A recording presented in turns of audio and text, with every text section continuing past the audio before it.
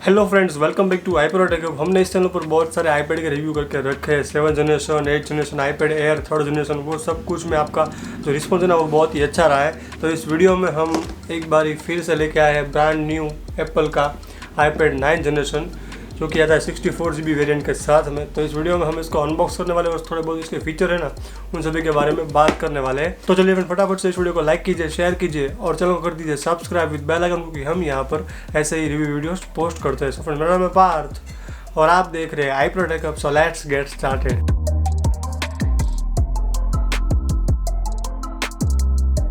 Box की बात करें तो आपको यहाँ पे सभी एप्पल के प्रोडक्ट में जो व्हाइट कलर का बॉक्स मिलता है ना, वैसे ही आपको यहाँ पे बॉक्स मिलता है। यहाँ पर आपको एप्पल की आईपैड की ब्रांडिंग मिल जाती है। ऊपर की साइड हम देखें तो आपको यहाँ पे एक फोटो मिल जाती है आईपैड की।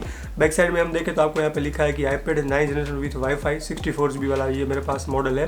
तो चलिए अभी फटाफट से इसे अनबॉक्स करते हैं। तो जैसे हम इस बॉक्स को ओपन करते हैं तो आपको यहाँ पे सबसे पहले मिलता है अपना iPad। तो इसे रखते हैं साइड में, इसे हम देखते हैं बाद में हम देखें यहाँ पे बॉक्स में तो आपको यहाँ पे design by apple in California वैसा कुछ एक कवर मिलता है, जिसमें आपको थोड़े बहुत पेपर वर्क्स मिलते हैं एंड अपने फेवरेट एप्पल के 2 स्टिकर्स भी मिल जाते हैं। एंड बॉक्स में आपको सबसे नीचे एक ये टाइप सी टू लाइटनिंग वाला एक चार्जिंग केबल मिलता है। उसके साथ में यहाँ पे आपको 20 वाट का एक पावर एडेप्टर भी मिलता है। तो हाँ, सभी iPad में आपको पावर एडेप्टर मिलता है, जबकि आईफोन आप परचेस करेंगे XR 11, 12, 13 कोई भी आईफोन, इसमें आपको पावर एडेप्टर नहीं मिलता है। तो चलिए अभी इन सभी चीज़ों को रखते हैं साइड में और डायरेक्टली बूटअप करते हैं अपने iPad को। इस iPad के लुक की बात करें तो ये जो iPad का जो लुक है ना वो बहुत ही क्लासिक है एंड बहुत ही टिपिकल लुक है, क्योंकि बहुत सालों से यही लुक में ये iPad आ रहा है बेस मॉडल वाला एंड अच्छा लग रहा है बहुत ही लुक। बट एक ही बात मुझे पसंद नहीं है, क्योंकि यहाँ पर जो बेजल्स है ना वो बहुत ही बड़ी बड़ी आपको मिलती है साइड में। डिस्प्ले की बात करें तो आपको यहाँ पे डिस्प्ले 10.2 इंच की बहुत ही बड़ी सी डिस्प्ले मिल जाती है, जो कि 2 टोन वाली डिस्प्ले रेटिना डिस्प्ले है। एंड यहाँ पर आपको लेमिनेटेड डिस्प्ले नहीं मिलती है। तो क्या होता है कि जब आप इसे टच करते हो ना तो आपको थोड़ा डिस्प्ले में और ये जो सरफेस में ना थोड़ा सा गैप आपको मिलता है, बट आप इससे यूज टू हो जाएंगे। आप अगर यूज़ करने लग गए ना इस iPad को तो ऐसा होता है, टच करते हैं ना तो थोड़ा सा ऐसा रहता है। बट आप इस डिस्प्ले में ऐसी कोई परेशानी फेस नहीं करेंगे कि आपको टच अच्छा नहीं हो रहा है, बट आपको थोड़ा सा फील होगा। अगर आप बहुत सारे एप्पल के डिवाइस यूज़ करते हो अच्छे बहुत ही प्रो वाले, तो आपको थोड़ा सा फील होगा। जो टच आईडी है वो बहुत ही एक्यूरेट वर्क करता है एंड बहुत ही फास्ट वर्क करता है। ये जो टच आईडी है ना वो 2nd जनरेशन वाला टच आईडी है।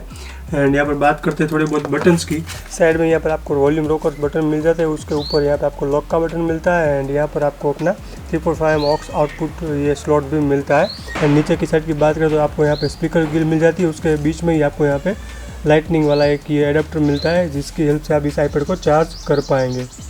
इस iPad में चिप की बात करें तो इस iPad में आपको A13 Bionic चिपसेट मिलती है, जो कि बहुत ही पावरफुल चिप है। अगर आप कोई भी रेगुलर टास्क करना चाहते हो, गेमिंग करना चाहते हो, वो सब कुछ आप इसमें बहुत ही इजीली कर पाएंगे। एंड बैटरी बैकअप है ना इसमें आपको आराम से 2-3 दिन का मिल जाएगा। वैसे तो एप्पल कहता है कि 1 दिन का बैटरी बैकअप मिलता है, बट मैं इसे 3 दिन में एक बार ही चार्ज करता हूँ। बहुत ही अच्छा चल रहा है बैटरी बैकअप में, आपको कोई भी इसमें दिक्कत नहीं आने वाली है। जैसे आपको आईफोन में होता है कि बैटरी बैकअप बहुत ही कम मिलता है, वैसा इसमें बिल्कुल भी नहीं है। इसमें आपको बैटरी बैकअप बहुत ही हाई मिलेगा। आप इस iPad में एप्पल की 1st जनरेशन वाली पेंसिल है ना उसे भी आप बहुत ही इजीली इस्तेमाल कर पाएंगे। एंड यहाँ पे बात करते हैं स्टोरेज की, तो इस iPad में आपको 64 GB as a base variant मिलता है स्टोरेज। तो ये मुझे बहुत ही अच्छा लगा है। पिछले जो iPad आते थे ना 7 जनरेशन, 8 जनरेशन, उन सभी में आपको सिर्फ और सिर्फ 32 GB का ही बेस वेरिएंट मिलता था, बट इसमें आपको एप्पल ने अपग्रेड करके दे दिया है, 1000 रुपये ज़्यादा कर दिए और इसमें अपग्रेड किया है।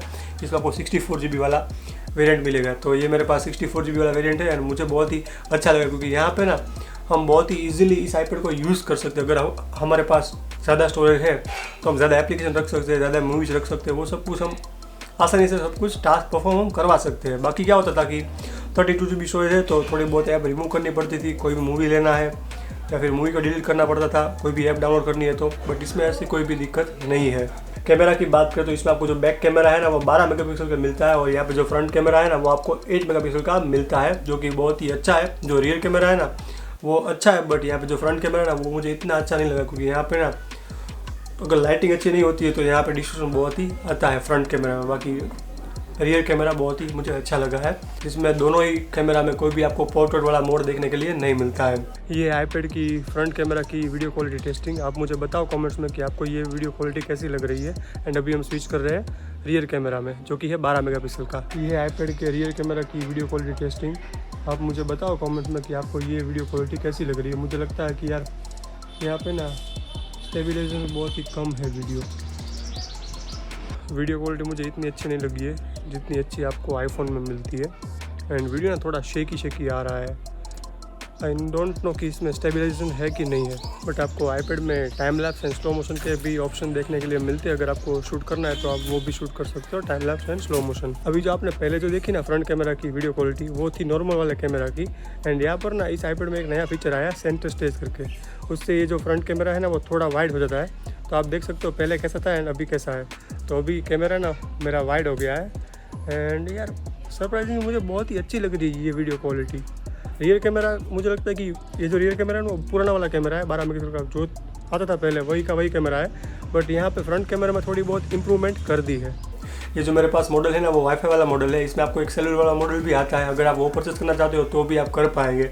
बाकी मुझे लगता है कि ये जो ओवरऑल आईपैड है ना, ये 9th जनरेशन, वो काफ़ी वैल्यू फॉर मनी प्रोडक्ट है। अगर आप कोई भी एप्पल की पहली प्रोडक्ट परचेस करना चाहते हो, आपके पास कोई भी आईफोन नहीं है या फिर कोई भी आईपैड नहीं है और आप पहली प्रोडक्ट परचेस करना चाहते हो ना, तो ये बहुत ही वैल्यू फॉर मनी प्रोडक्ट आपके लिए रहने वाले। क्योंकि यहाँ पे ना जो ये चार्ज करते हैं ना उसके हिसाब से जो परफॉर्मेंस दे रहे हैं ना वो बहुत ही लाजवाब आपको इसमें मिलने वाला है।